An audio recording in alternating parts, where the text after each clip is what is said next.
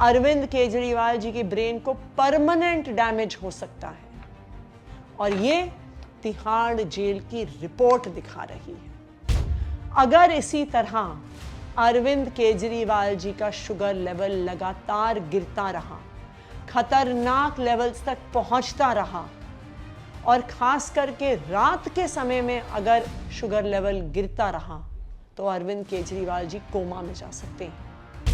Tihar jail के medical officer की report है। अगर देश की जनता से नहीं डरते हो, कम से कम भगवान से तो डरो। भारतीय जनता पार्टी ने एक झूठे मुकदमे में अरविंद केजरीवाल जी को गिरफ्तार कर लिया। पहले अपनी राजनीतिक हथियार इन्फोर्समेंट डायरेक्टरेट ईडी से उनको गिरफ्तार करवाया।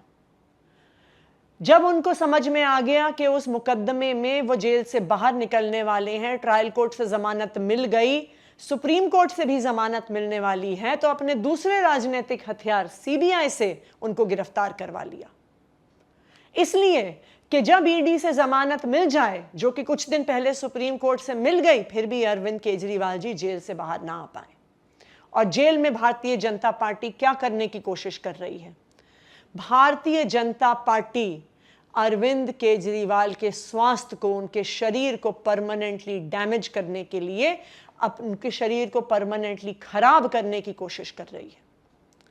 अरविंद केजरीवाल जी 30 साल से डायबिटीज के मरीज हैं।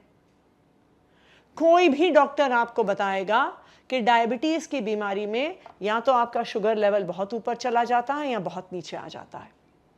शुगर लेवल ऊपर जाने से इंसान धीरे धीरे धीरे जाके उसको सीरियस बीमारी होती है। लेकिन जब एक डायबिटीज के पेशेंट का शुगर लेवल एकदम से नीचे गिर जाता है, तो वो तुरंत जानलेवा हो सकता है। उसमें आपको कोई समय नहीं मिलता। 20 से 30 मिनट के अंदर वो व्यक्ति कोमा में जा सकता है, उसको ब्रेन स्ट्रोक हो सकता है, उसको ब्रेन हैमरेज हो सकता है, उसकी मौत हो सकती है। मात्र 20 से 30 मिनट का समय मिलता है अगर किसी व्यक्ति का शुगर लेवल खतरनाक लेवल्स पर पहुंच जाए और इतना गिर जाए कि उस व्यक्ति का शरीर काम करना बंद कर दे। शुगर अगर ब्रेन तक ना पहुंचे तो ब्रेन डैमेज परमानेंट हो जाए। अरविंद केजरीवाल जी का शुगर लेवल इस खतरनाक स्तर पर 5 बारी गया है। उनका शुगर लेवल 50 तक पहुंच गया। वो इतना सीरियस है कि 50 के शुगर लेवल पर मरीज को अस्पताल में भर्ती करा देते हैं। क्यों कराते हैं? क्योंकि 50 के शुगर लेवल पर 20 से 30 मिनट में इंसान की जान भी जा सकती है।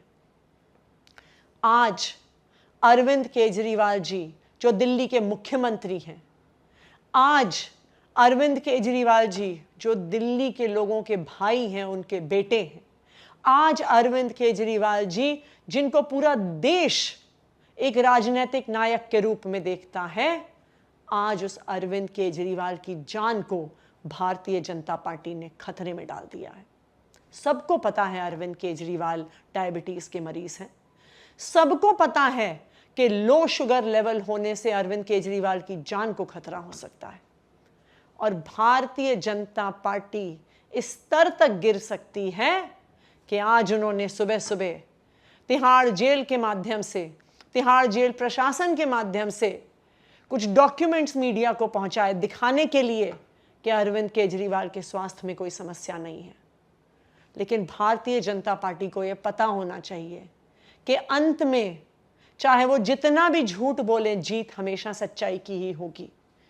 और जो डॉक्यूमेंट्स भारतीय जनता पार्टी ने रिलीज किए, उन्हीं में तिहाड़ जेल के मेडिकल ऑफिसर की रिपोर्ट है। ये रिपोर्ट जो साफ साफ दिखा देती है कि अरविंद केजरीवाल जी के स्वास्थ्य के साथ क्या खिलवाड़ हो रहा है। तिहाड़ जेल के सीनियर मेडिकल ऑफिसर के द्वारा साइंड ये रिपोर्ट खुद ये बता रही हैं कि अरविंद केजरीवाल जी को डायबिटीज है। वो उनको लगातार, उनका वजन कम हो रहा है, उनको लगातार बॉडी एक और वीकनेस हो रहा है, और उनको लगातार शुगर लेवल गिरने की समस्या आ रही है।